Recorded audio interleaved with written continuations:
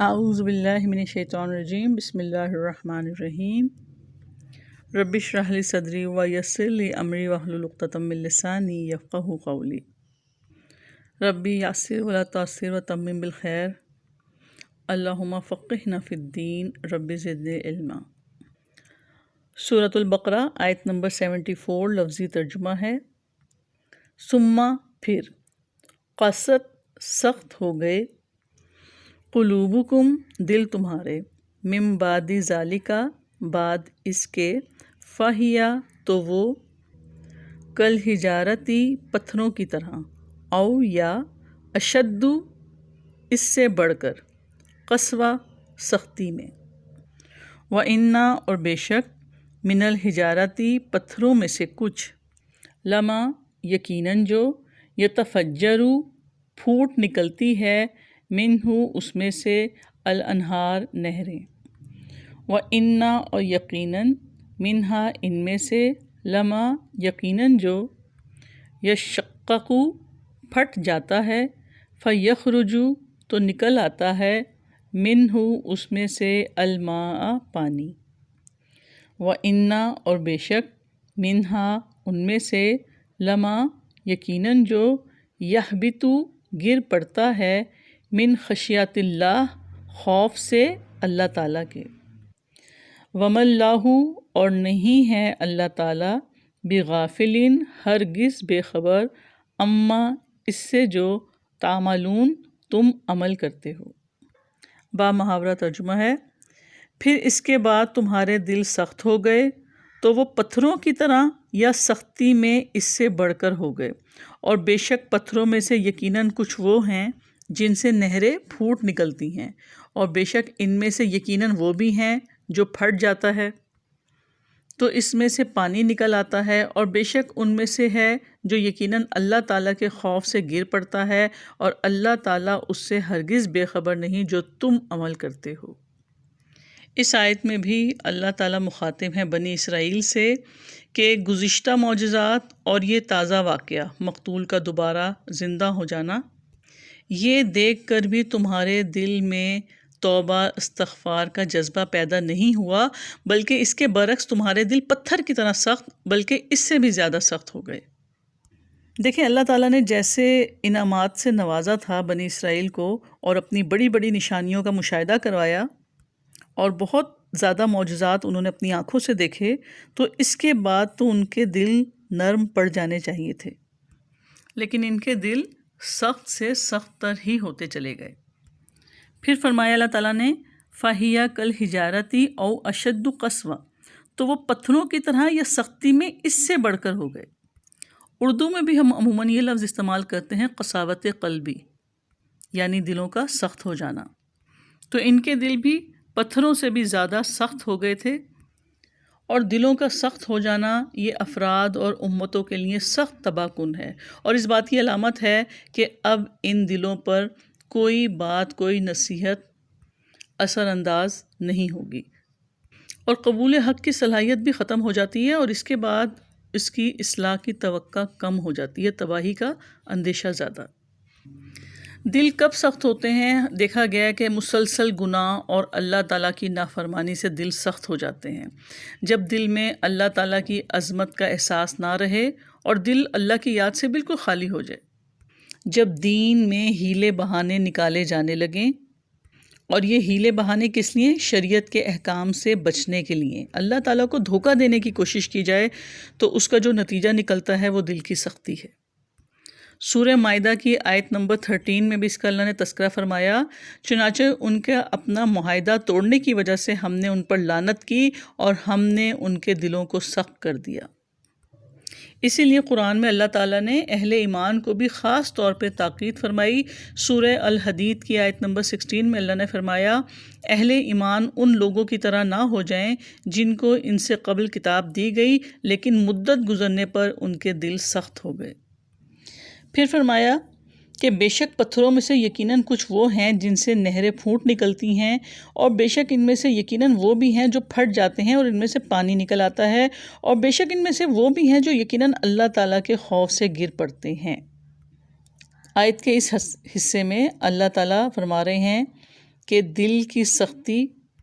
پتھر کی سختی سے زیادہ شدید کیوں قرار پائی؟ دیکھیں، جتنے بھی جمادات اور نباتات ہیں ان کے اندر بھی خاص قسم کا شعور پایا جاتا ہے۔ سورہ بنی اسرائیل کی آیت نمبر 44 سے اس کی دلیل ملتی ہے، جس میں اللہ رب العزت فرماتے ہیں کہ ساتوں آسمان اور زمین اور جو بھی ان میں ہے اس کی تسبیح کر رہے ہیں، ایسی کوئی چیز نہیں جو اسے پاکیزگی اور تعریف کے ساتھ یاد نہ کرتی ہو، ہاں یہ ہے کہ تم ان کی تسبیح سمجھ نہیں سکتے۔ اسی طرح سورہ صاد کی آیت نمبر 18 میں اللہ نے فرمایا کہ ہم نے پہاڑوں کو داؤد کے تابع کر دیا، بس وہ صبح اور شام اس کے ساتھ اللہ کی تسبیح یعنی پاکی بیان کرتے تھے۔ اور اس آیت میں بھی اللہ تعالیٰ یہی فرما رہے ہیں کہ کچھ پتھر تو ایسے ہیں جس میں سے چشمے پھوٹ نکلتے ہیں، لیکن جب انسانوں کے دل سخت ہو جائیں تو پھر ان کی آنکھوں سے اللہ کے خوف سے کوئی آنسو بھی نہیں نکلتا۔ اسی طرح کچھ پتھر ایسے ہیں جو پھٹ جاتے ہیں اور ان میں سے پانی نکل آتا ہے، یعنی پچھلی مثال کی طرح اس میں سے چشمے اور نہریں تو نہیں پھوٹتی، لیکن کم از کم پانی تو نکل آتا ہے، یعنی نفع بخش ہوتا ہے، پہلے سے کم نفع مند ہے لیکن پھر بھی وہ نفع بخش ہوتا ہے، چاہے تھوڑا سا پانی کیوں نہ نکلے۔ لیکن جب دل سخت ہو جاتے ہیں تو کوئی خیر یا نیکی کا جذبہ باہر نہیں آتا، یعنی جن کے دل سخت ہو جاتے ہیں اللہ کے نافرمان، وہ کسی کو کوئی فیض اور کوئی فائدہ نہیں پہنچا سکتے۔ پھر تیسرا پتھروں کی سختی کی مثال یہ ہے کہ اللہ کے خوف سے لرز اٹھتے ہیں،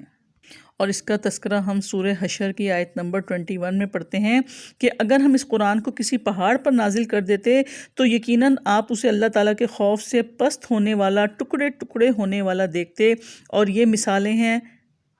ہم انہیں لوگوں کے لیے بیان کرتے ہیں تاکہ وہ غور و فکر کریں۔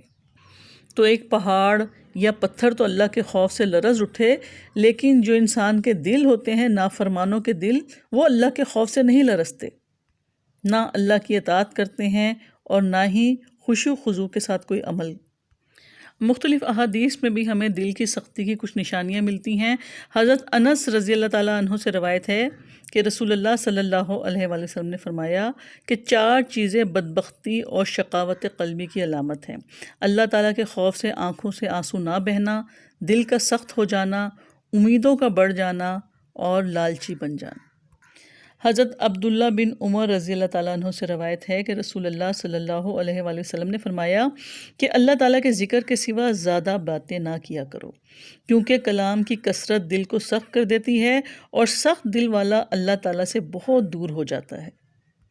حضرت ابو ہریرہ رضی اللہ تعالیٰ عنہ سے روایت ہے کہ رسول اللہ صلی اللہ علیہ وآلہ وسلم نے فرمایا، زیادہ ہنسا نہ کرو، زیادہ ہنسنا دل کو مردہ کر دیتا ہے۔ تو ان حدیثوں کی روشنی میں اپنا اپنا جائزہ ضرور لینا ہے۔ اب اس دل کی سختی کو دور کیسے کیا جائے؟ رسول اللہ صلی اللہ علیہ وسلم نے فرمایا، خبردار، دلوں کو زنگ لگ جاتا ہے جس طرح لوہے کو زنگ لگ جاتا ہے۔ صحابہ کرام نے دریافت کیا کہ اس زنگ کو کیسے دور کیا جائے؟ آپ صلی اللہ علیہ وآلہ وسلم نے فرمایا، کثرت سے قرآن پاک کی تلاوت اور کثرت سے آخرت کی یاد۔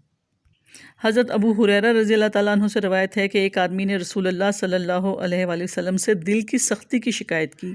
تو آپ صلی اللہ علیہ وآلہ وسلم نے فرمایا، اگر تم یہ چاہتے ہو کہ تمہارا دل نرم ہو جائے تو مسکین کو کھانا کھلاؤ اور یتیم کے سر پر ہاتھ پھیرو۔ پھر فرمایا، وَمَا اللَّهُ بِغَافِلٍ عَمَّا تَعْمَلُونَ، اور اللہ تعالیٰ اس سے ہرگز بے خبر نہیں جو تم عمل کرتے ہو، یعنی اللہ تعالیٰ تمہارے چھوٹے بڑے تمام اعمال کو خوب اچھی طرح جانتا ہے، وہ تمہیں تمہارے اعمال کا بدلہ دے گا۔ تو ہر چیز اپنے انجام کو پہنچتی ہے اور اسی طرح برے اعمال بھی۔ تو اپنے برے اعمال کے بارے میں فکر لاحق ہو جاتی ہے کہ اللہ تعالیٰ ہمارے کسی عمل سے غافل نہیں۔ تو اس آیت میں قساوت قلبی کی یہ کیفیت اس امت کے افراد کی بیان کی جا رہی ہے جسے کبھی اہل عالم پر فضیلت حاصل تھی، یعنی بنی اسرائیل، اور اس امت پر 1400 برس ایسے گزرے کہ کوئی لمحہ ایسا نہ تھا کہ ان کے ہاں کوئی نبی موجود نہ تھا۔ انہیں 3 کتابیں دی گئیں، لیکن اپنی بدعملی کے باعث یہ قوم ذلت کے گڑھے میں جا گری۔ عقائد میں ملاوٹ، اللہ اور اس کے رسول کے احکامات میں اعتراضات، اپنے آپ کو بچانے کے راستے نکالنا، حیل و حجت کے ذریعے اپنے آپ کو ذمہ داریوں سے مبرہ کرنا۔